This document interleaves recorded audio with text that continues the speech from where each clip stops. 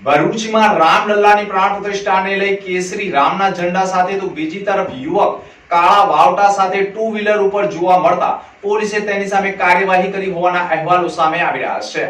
રામ જન્મભૂમિ ઉપર રામલલ્લાની પ્રાણ પ્રતિષ્ઠાને લઈ સમગ્ર ગુજરાતમાં વાતાવરણ રામમય બની ગયું છે અને જાહેર માર્ગો ઉપરથી જય શ્રી રામના નારાઓ સાથે ટુ વ્હીલર વાહનો ઉપર રામના ઝંડા સાથે પસાર થઈ રહ્યા છે। તેવામાં જ ભરૂચ જિલ્લાનો એક યુવક પોતાની મોટરસાયકલ ઉપર કાળા વાવટાનો લાકડી સાથે ઝંડો ફડકાવી રામલલ્લાની પ્રાણ પ્રતિષ્ઠાને લઈ વિરોધમાં જાહેર માર્ગો પરથી પસાર થતો હોય અને જાહેર માર્ગ ઉપર કાળા વાવટાને જોઈ એક કેમેરામેને તેને રોકી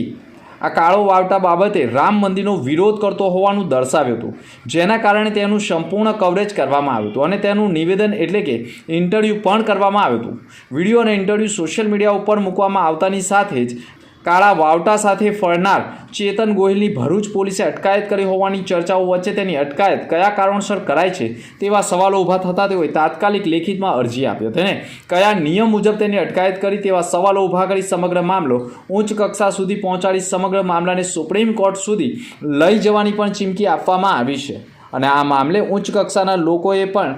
જેની અટકાયત કરી છે તેના સંપર્કમાં હોવાની માહિતી સાંપડી રહી છે।